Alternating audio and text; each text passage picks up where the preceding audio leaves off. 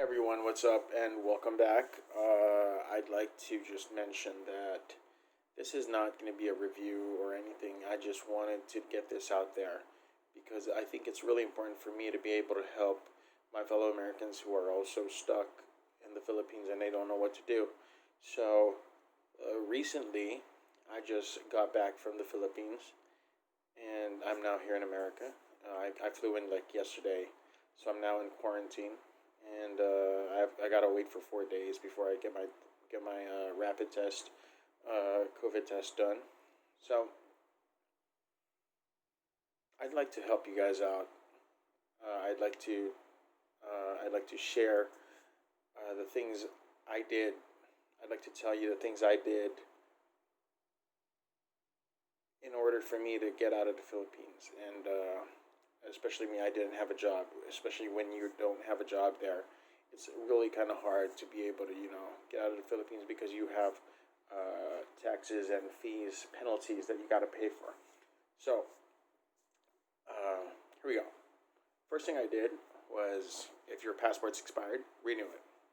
Renew your passport. It's $100. Go to the embassy.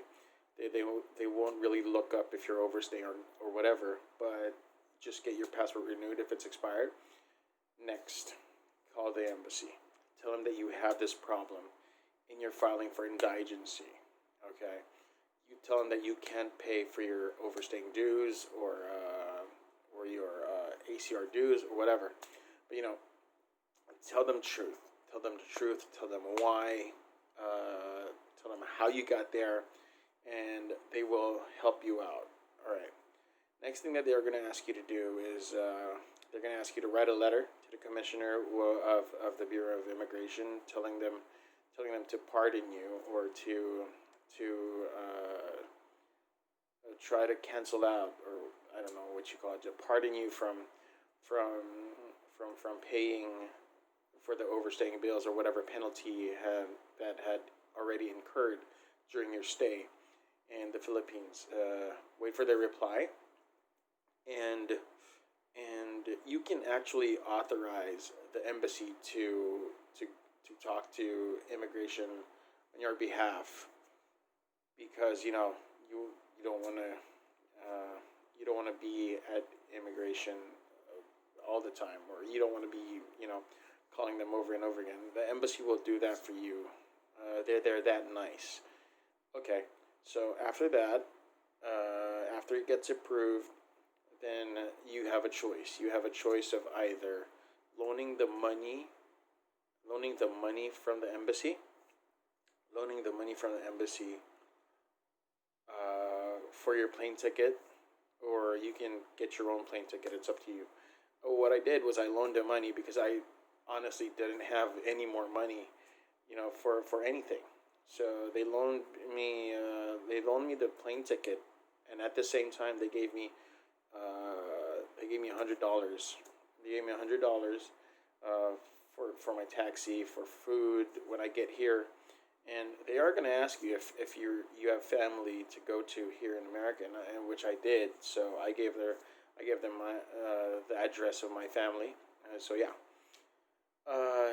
it took around like a month, if I'm not mistaken, almost a month for this for the process. But it would have been shorter, I guess, if it wasn't for coronavirus, or the typhoon hit and it was just crazy. So yeah, if you guys have any questions, you guys can ask me. And yeah, they also canceled my passport. So I just actually renewed my passport last month, and they're gonna they're gonna stamp it that I can only use a passport till this date to get out of the Philippines and to return to America. I can't really use the passport to go anywhere else, and they're gonna give you a direct flight. They're gonna suggest that you take a direct flight because if you were to go to another country, it would be what do you call this? You'd have to take a COVID test, and it's really expensive. So yeah, if you guys have any questions, you guys just let me know. I'd be glad to answer it.